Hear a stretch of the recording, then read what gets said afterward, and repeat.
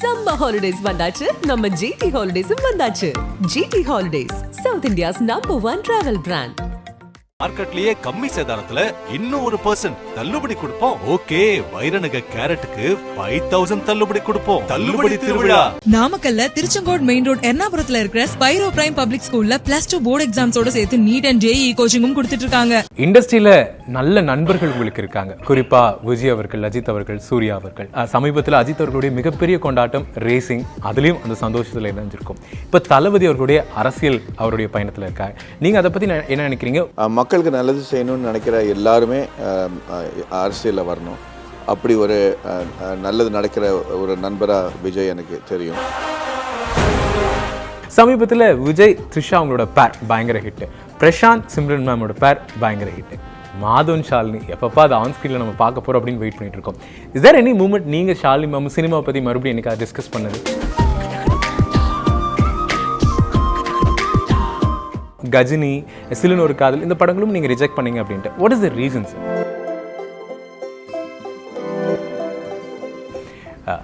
தசவதாரத்தை கொடுத்தவர் நம்மளோட உலக நாயகன். நீங்கள் எவ்வளோ தூரத்துக்கு அவர் கூட இருந்துட்டு இருக்கீங்க. ஒரு புது அவதாரமாக அவரை பார்க்கணுன்னு ஆசைப்படுற ஒரு விஷயம் என்னவா இருக்கு? 3ஆம் பிறை நாயகனில் பண்ண மாதிரி ஒரு நைஸ் ட்ராமா பண்ணோம் அப்படிங்கிற ஒரு ஆசை.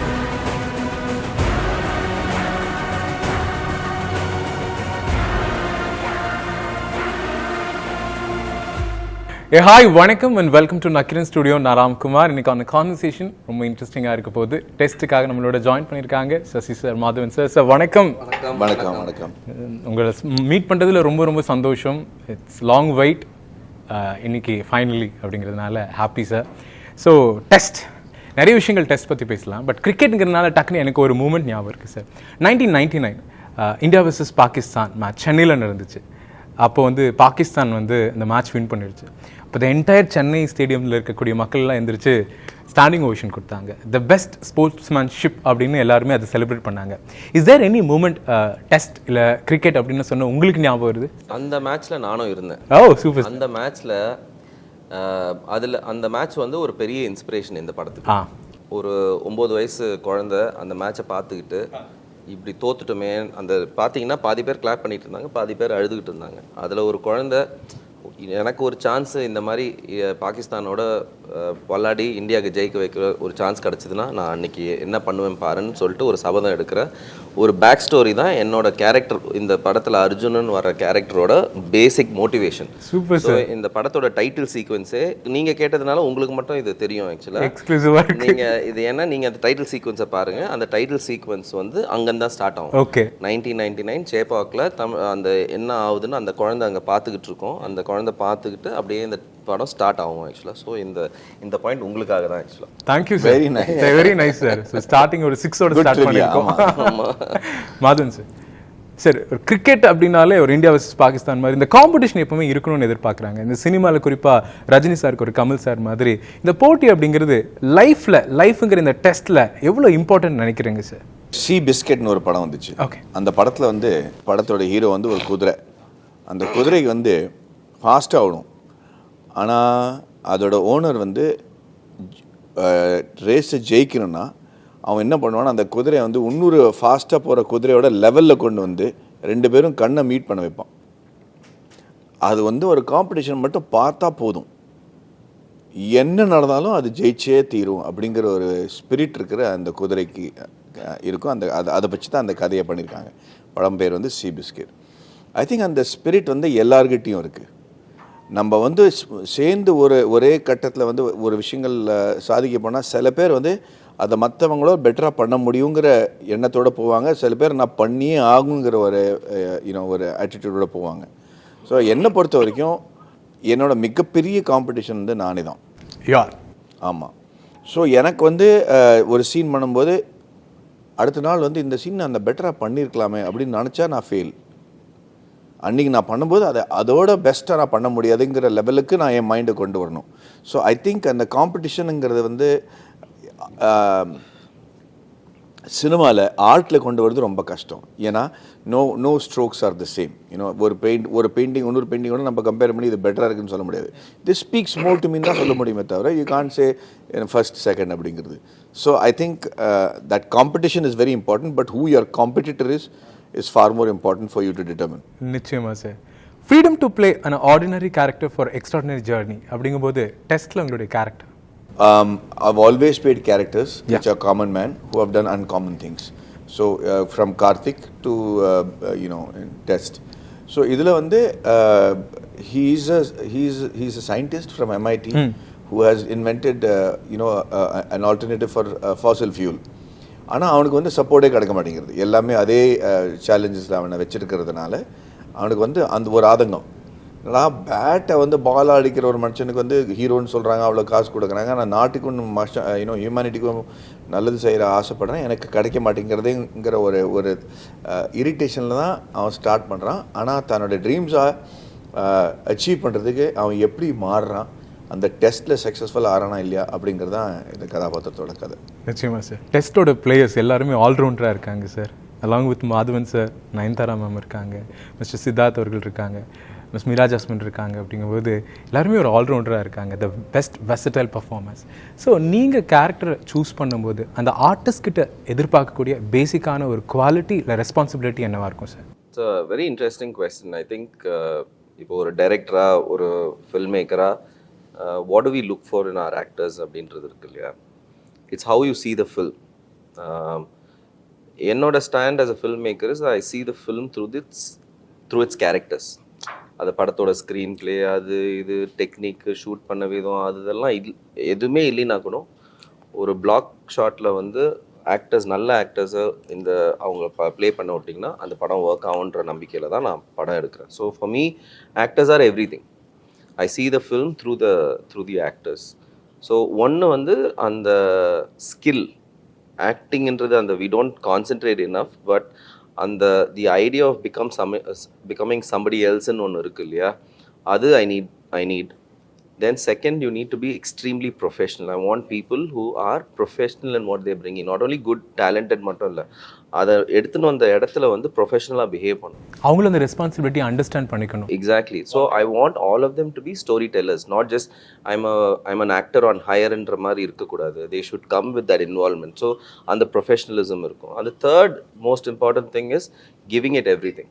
லைக் அந்த செட்டில் வந்து எனக்கு தெரிஞ்சதெல்லாம் நான் பண்ணணும், ஐ நீட் டு பீட் தட்னு ஒன்று இருக்கு இல்லையா? பிகாஸ் ஒரு ஸ்டார் படம், ஒரு வேறு மாதிரி ஒரு ஆக்ஷன் படம்ன்றது வேறு. But when you're saying it's a performance piece, that actors, author written performance pieces, then everything will depend on the actor's performance. Sorry brother. Yeah. So எனக்கு வந்து it was everything. So எனக்கு வந்து I would say that you find your actors and you'll find your film. நான் first என்னோட போர்டில் எழுதியிருப்பேன் நான் ஆக்சுவலாக. So all four of them were my first choices. So that in that regard I feel I'm the luckiest, because நான் என்ன நினச்சி சில கேரக்டர்ஸை யோசிச்சனோ அவங்க எல்லாருமே அந்த பாட்டை ஆக்ட் பண்ணாங்கன்றது தான் is one of the first things that got ticked off. ஏன்னா நிறைய விஷயங்கள் கரெக்டாக அமைஞ்சாதான் ஒரு படம் சக்ஸஸ்ஃபுல் ஆகும். ஸோ அதில் வந்து இந்த டாப் ப்ரையாரிட்டியில் இருக்கிறது வந்து என்னோட ஆக்டர்ஸ். மாதவன் அவர்கள்கிட்ட what is a philosophy for life, one thing that you follow without compromise அப்படின்னா அது என்னவா இருக்கும்? Live life to the fullest.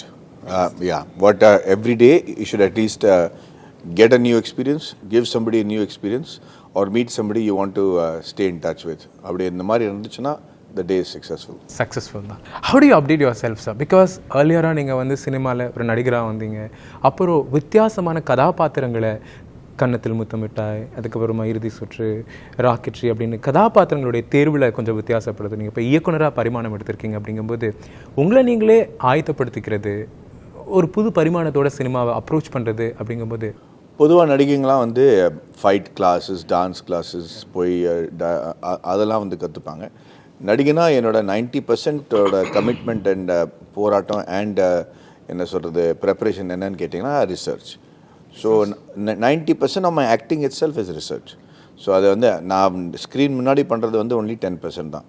அதுக்கு பின்னாடி இருக்கிற அந்த ரிசர்ச் தான் வந்து என்னோடய கதாபாத்திரங்களை உண்மையாக பிலீவபிளாக ஆக்குது. அண்ட் ஒரு என்கவுண்டர் ஸ்பெஷலிஸ்ட்டாக பண்ணால் அவன் வந்து பிஸ்டல் எப்படி பிடிச்சிப்பான், அதை வந்து எப்படி லோடு பண்ணுவாங்க. ஒரு ஃபைட்டிங் ஒரு ஷூட் அவுட் சீக்வன்ஸில் வந்து ரீலோடிங்கே காட்ட மாட்டாங்க. ஒரு பிஸ்டலுக்குள்ளே 10 bullets தான் இருக்கும். ஸோ அது புரிஞ்சுக்கிட்டு எப்படி பண்ணுவாங்க, எவ்வளோ லோடட் மேகசின்ஸ் வச்சுப்பாங்க, அந்த மாதிரி ஆராய்ச்சி செய்கிறதுனால பார்க்குறவங்களுக்கு வந்து ஃபார் எக்ஸாம்பிள் ஒரு என்கவுண்டர் ஸ்பெஷலிஸ்ட் பார்த்தா இது இவருக்கு எல்லாம் யோசிக்கிறாரியா அப்படிங்கிற ஒரு மரியாதை வரும். ஸோ டெஸ்ட்டுங்கிற படத்தில் when you see Siddharth playing, அவன் 9 months ட்ரெயின் பண்ணியிருக்கான். So even a cricketer will not feel cringe. இல்லாட்டா நம்ம வந்து ஒரு ஆர்மி மேனை காட்டும்போதோ இல்லை ஒரு போலீஸ் மேனை காட்டும்போது அவங்க ஆர்மியில் இருக்கிறவங்க போலீஸ் இருக்கிறவங்க ஒரு மாதிரி சொல்லுவாங்க, என்னடா இது சினிமாக்காரங்க இப்படி தான். ஸோ அதில் வந்து நம்ம மரியாதை இழக்கக்கூடாது. ஸோ அப்போ ப்ரொஃபஷனலாக லேர்ன் பண்ணிக்கிட்டே இருக்கணும். So we can't learn acting from books. அப்போது ஆர்டினரி கேரக்டருக்கான ஒரு எக்ஸ்ப்ளோர் அப்படிங்கிறது எப்படி இருக்குது? ஏன்னா மாதவன் சார் மாதிரியான ஒரு ஸ்டார் ஒரு ஸ்ட்ரீட்டில் போயிட்டு வாக் பண்ணிவிட்டு லேர்ன் பண்ணிக்க முடியாது. அப்படிங்கும்போது how you experience and explore the common people? By not behaving like a star. Okay. So if I am one of those guys who walks around 5 bodyguards and because nobody's out to kill me. So I'm there and people are நம்மளோட டெமியோரை பொறுத்து தான் வந்து மக்களும் அவங்களை treat பண்ணுறாங்க. So ஏர்போர்ட்டில் போகும்போது நான் பிளேனில் உட்காந்துருக்கும் போது இன்ட்ரெஸ்டிங்காக யாராவது பக்கத்தில் உட்காந்துருந்தா நானே வாய் கொடுத்து பேசி அவங்கள்ட்ட சில விஷயங்களை கற்றுப்பேன். அதே மாதிரி நம்ம வந்து எங்கேயாவது போகிறதுக்கு வாய்ப்பு கிடைச்சது you get to meet common man, அவங்களோட பேசி இல்லாட்டா வேறு இன்ட்ரெஸ்ட் நான் வச்சுப்பேன். நான் கால்ஃப் விளாடுவேன், நான் வந்து ஏரோ மாடலிங் பண்ணுவேன், நான் வந்து ஸ்கீயிங் பண்ணுவேன். இந்த இன்ட்ரெஸ்ட் இருக்கிறதுனால அங்கே காமன் மேனோட இன்ட்ராக்ட் பண்ணுறதுக்கு நிறைய சான்ஸ் கிடைக்குது. ஸோ அதில் வந்து you get to learn a lot of things. நான் ஸ்டாரு, நான் இதெல்லாம் பண்ண மாட்டேன், நான் கிட்டியே இருப்பேன், நான் என் கூடியே இருப்பேன், என் மக்களோடய இருப்பேன்னு சொல்லும்போது then your gambit of areas where you can learn becomes very minimal. இண்டஸ்ட்ரியில் நல்ல நண்பர்கள் உங்களுக்கு இருக்காங்க, குறிப்பாக விஜய் அவர்கள், அஜித் அவர்கள், சூர்யா அவர்கள். நாங்கள் அகரத்தில் உங்களை சூர்யா அவர்களோட இணைஞ்சு ரொம்ப நாளாக பார்த்துட்ருக்கோம். சமீபத்தில் அஜித் அவர்களுடைய மிகப்பெரிய கொண்டாட்டம் ரேசிங், அதுலேயும் அந்த சந்தோஷத்தில் இணைஞ்சிருக்கும். இப்போ தளபதி அவர்களுடைய அரசியல் அவருடைய பயணத்தில் இருக்காங்க. நீங்கள் அதை பற்றி என்ன நினைக்கிறீங்க? உங்களுக்கு சினிமாவை தாண்டி இருக்கக்கூடிய ஒரு ஆட் ஆனான பேஷனாக என்னவாக இருக்கும்? ஆட் ஆன பேஷன் அப்படின்னு பார்த்தீங்கன்னா வாழ்க்கையில் இருக்கிற எல்லா அனுபவங்களும் ஒரு வாட்டி அனுபவிச்சுடணுங்கிற ஒரு பேஷன் இருக்கு. ஆமாம், எக்ஸ்ப்ளோரர் அந்த அட்வென்ச்சரர். அது எப்போவுமே மக்களுக்கு நல்லது செய்யணும்னு நினைக்கிற எல்லாருமே அரசியலில் வரணும். அப்படி ஒரு நல்லது நடக்கிற ஒரு நண்பராக விஜய் எனக்கு தெரியும். And I wish him all the very best for it. தசவதாரத்தை கொடுத்தவர் நம்மளோட உலக நாயகன். நீங்கள் எவ்வளோ தூரத்துக்கு அவர் கூட இருந்துட்டு இருக்கீங்க. ஒரு புது அவதாரமாக அவரை பார்க்கணுன்னு ஆசைப்படுற ஒரு விஷயம் என்னவாக இருக்கும்? அவர் ஏஜ் அப்ரோப்ரியேட் ஒரு ரோலாக பண்ணணும். அவர் வந்து 3ஆம் பிறை நாயகனில் பண்ண மாதிரி ஒரு நைஸ் ட்ராமா பண்ணணும் அப்படிங்கிற ஒரு ஆசை இருக்கு. We are also waiting sir. Sir இப்போ நீங்கள் சொல்லும்போது இந்த நாஸ்டாலஜி தான் சார், மக்களும் மறுபடியும் நாஸ்டாலஜி விரும்புகிறாங்க. சமீபத்தில் விஜய் த்ரிஷா அவங்களோட பேர் பயங்கர ஹிட்டு, பிரசாந்த் சிம்ரன் மேமோட பேர் பயங்கர ஹிட்டு, மாதவன் ஷாலினி எப்பப்பா அது ஆன் ஸ்க்ரீனில் நம்ம பார்க்க போகிறோம் அப்படின்னு வெயிட் பண்ணிட்டு இருக்கோம். இஸ் தேர் எனி மூமெண்ட் நீங்கள் ஷாலினி மேம் சினிமாவை பற்றி மறுபடியும் எனக்கு டிஸ்கஸ் பண்ணது? இல்லைங்க, இல்லை, never talked about that. Okay, I think அவங்கள சந்திச்சதே ரொம்ப மினிமல் தான் நம்ம, பட் அந்த மாதிரி பேச்சு வந்தது கிடையாது. ஓகே சார், ஒரு விஷயம், அதாவது நோ சொல்கிறது கூட பெஸ்ட் டெசிஷன் அப்படிங்கிறது சினிமாவில் எப்போ லேர்ன் பண்ணிக்கிட்டீங்க? நாங்கள் கேள்விப்பட்டோம் கஜினி, சிலன் ஒரு காதல், இந்த படங்களும் நீங்கள் ரிஜெக்ட் பண்ணீங்க அப்படின்ட்டு. What is the reason sir? No சொல்கிற ரீசன் வந்து I'm not able to relate to the subject. அது வந்து பெரிய படமாக வருங்கிற நம்பிக்கை இருந்து கூட என்னால் இது பண்ண முடியாது, நான் பண்ணால் கரெக்டாக இருக்கும், நான் கரெக்டாக இருக்காதுங்கிற ஒரு இன்ஸ்டிங்க்ட் இருக்கிறதுனால தான் நம்ம நோன்னு சொல்கிறோம். பட் அந்த நோ சொல்கிறதுக்கு ஒரு விதம் இருக்குது. அந்த விதம் புரியாமல் இருக்கிறதுனால தான் நிறைய பேர் வந்து எதிரிகள் உருவாக்குறாங்க. அதுக்கு அன்போடையும் மரியாதையோடையும் எதுக்குன்னு ஒரு காரணம் சொல்லி நம்ம புரிய வச்சா அது வந்து நண்பர்களாக மாறிடுவாங்க, நம்ம டிசிஷனை வந்து அப்ரோச் பண்ணுவாங்க. அவங்களுக்கான புரிதலுக்கு ஒரு மதிப்பு கொடுக்கணும். Correct. Super sir. Kamal sir, Mani sir, Aamir Khan sir, இந்த மாதிரி லெஜெண்டுக்கு பிடிச்சவங்களா இருக்கணும்னா ஏதாவது பண்ணணுமா? ஏன்னா நீங்கள் எல்லாத்தோட ஃபேவரட் லிஸ்ட்லையும் எப்பவும் டாப் ஆஃப் ப்ரியாரிட்டியில் இருக்கீங்க. What is the reason? I think நீங்கள் சின்சியராக அவங்க வேலையை செய்யும்போது அவங்க அந்த கமிட்மெண்ட்டை பார்த்து அவங்க ப்ராஜெக்ட்டுக்கு கரெக்டாக இருந்தால் தான் கூப்பிடுவாங்க. கண்டிப்பாக. இவங்கெல்லாம் மேரியாக இருக்கிறதுனால ஃப்ரெண்ட்ஷிப்னால மட்டும் கூப்பிட மாட்டாங்க. we have to be right for the role. So I think that is the secret of it all. Post Covid அல்ல ப்ரீ கோவிட், அது வந்து எதில் இம்பாக்ட் பண்ணிச்சோ இல்லை சினிமாவில். ஏன்னா சினிமாங்கிறது முதல்ல இந்த 2.5 மணி நேரம் தேட்டரில் போய் உட்காந்து பார்த்து என்ஜாய் பண்ணிட்டு இருந்தோம். பட் ஆஃப்டர் லைக் அந்த ஓடிடியோட பூமுக்கு அப்புறமா படங்களை நம்ம ஓடிடியில் பார்க்க வேண்டியதாக இருக்குது. அது மாதவன் சார், நயன்தாரா மேம், சித்தார்த் இவங்கெல்லாம் இருக்கக்கூடிய ஒரு படம். அது ஓடிடியில் டிரெக்டாக லான்ச் பண்ணுறாங்க அப்படிங்கும்போது சம்வேர் நீங்கள் டெக்னிக்கலி குவாலிஃபைட் ப்ரொடியூசராக இவ்வளோ படங்கள் பண்ணியிருக்கீங்க அப்படிங்கும்போது உங்களுக்கு ஸ்ட்ராட்டஜி தெரியும். But what is the reason direct OTT அப்படிங்கிறது? We have always experienced our classics in small screen only. If you realize, நீங்கள் பராசக்தி எப்போ பார்த்தீங்கன்னா சின்ன ஸ்க்ரீனில் தான் பார்த்துருப்பீங்க. காட்ஃபாதர் எங்கே பார்த்தீங்கன்னா அங்கே தான் பார்த்துருப்பீங்க. Any classics, any thing which you are not born in இந்த டைம் பீரியடில் நீங்கள் தியேட்டருக்கு போகாத ஒரு இடத்துல, any film if I pick and I tell you where you would have experienced it, you would have watched in there. So ஒரு படத்தோட first let's look at it from a creative process. நம்ம எடுக்கிற படம் we look at it from the point of engaging the audience. ஆடியன்ஸ்க்கு போய் சேருதா, அவங்கனால engage பண்ண முடியுதான்றது தான் ஃபஸ்ட்டு கேஜ். இன்றைக்கி வந்து ஒரு சின்ன குழந்தைங்க ஒரு டீனேஜர்ஸ் அவெஞ்சர்ஸ் மாதிரி பெரிய படத்தையே வந்து ஃபோன் மாதிரி சின்ன டிவைஸில் பார்த்து என்ஜாய் பண்ண ஆரம்பிச்சிட்டாங்க. So the impact if you make a good film it will find its ஆடியன்ஸ்ன்றது எனக்கு நல்லா தெரியும். Okay, so this is the first part of the thing. The second part of it is நாங்களே வந்து மண்டேரா மாதிரி ஒரு படத்தை டைரக்ட் ஓடிடிக்கு பண்ணியிருக்கோம். அதில் நேஷ்னல் அவார்டு வரையும் போச்சு அந்த படம் ஆக்சுவலாக. ஸோ ஒரு நல்ல படத்தை ப்ரொடியூஸ் பண்ணால் பெஸ்ட் ப்ரொடியூசர் அவார்ட் நேஷ்னல் லெவலில் போன்ற அந்த அக்ரிடேஷனும் எனக்கு வந்துரும்னு எனக்கு தெரியும் ஆக்சுவலாக. மூணாவது, நெட்ஃப்ளிக்ஸ் ஒரிஜினல்ன்றது வந்து ஒரு 300 மில்லியன் சப்ஸ்கிரைபர்ஸ் வச்சுருக்கிற ஒரு கம்பெனி ஆஃபர் பண்ணுற ஒரு proposal. That means on day 1 ஒரு 600 million people, that is roughly about 60 crores. That is the number of people who have the chance of watching it. Exposed to the film. Exposed to the film. நம்ம தமிழ்நாட்டில் நீங்கள் ஒரு பெரிய 200 crore படம், அதாவது இன்னும் தமிழ்நாட்டில் 200 crore படம் வரல, அதுக்கே நீங்கள் பார்த்தீங்கன்னா ஒரு கோடி மக்களுக்கு மேலே உங்களுக்கு அது இந்தியாவில் ஆல் இண்டியா ஹிட் ஆச்சுன்னா 1 கோடி மக்கள் பார்க்கணும். But here I am doing 60 times that, right? மெக்சிகோலேருந்து ஈரான்லேருந்து எல்லா இடத்துலையும் எங்கெல்லாம் நெட்ஃப்ளிக்ஸ் இருக்கும் படம் போய் சேர்றதுக்கு ஒரு opportunity. So for a first time film maker என் கதையை நான் சொல்லும் போது இத்தனை பேர் கேட்க போகிறாங்கன்றது தானே உங்களுக்கு பெரிய ஒரு இதாக இருக்கும். ரொம்ப முக்கியம் end of the day. So that is all that I look for. இது வந்து நான் ப்ரொடியூசராக எடுத்த டிசிஷன் கிடையாது. ஏன்னா that could be commercial, there could be many reasons. இன்னைக்கு என்ன இண்டஸ்ட்ரியில் என்ன ஸ்டேட்டில் இருக்குது, நம்மளால் ஓடிடி விற்க முடியுமா முடியாதான்ற அந்த டிசிஷன்லாம் ப்ரொடியூசராக எடுத்துருக்கலாம். But in the discussion வரும்போது the call was taken by the director and me, saying that this is a good opportunity for me to reach out to my audience. More people. Why you are a master, the reason, the answer. Okay, thank you so much. Test, we are all waiting. Direct OTT Netflixல sir முதல் முறையாக வந்து இயக்குனர் அவதாரம் எடுத்திருக்காரு. நல்ல திரைப்படங்கள் Tamil cinema கொடுத்த ஒருத்தர் திரும்ப இயக்குனராக அவதாரம் எடுக்கும்போது நிச்சயமாக நாங்கள் எல்லாருமே வெயிட் பண்ணிட்டு இருக்கோம். Wishes to you sir. நிறைய படங்கள் 5 படங்கள் சொல்லியிருக்கீங்க. பேக் டு பேக் உங்களை சந்திக்க நாங்களும் காத்துக்கிட்டே இருக்கோம். தேங்க்யூ ஸோ மச் உங்களுடைய டைம். Thank you sir.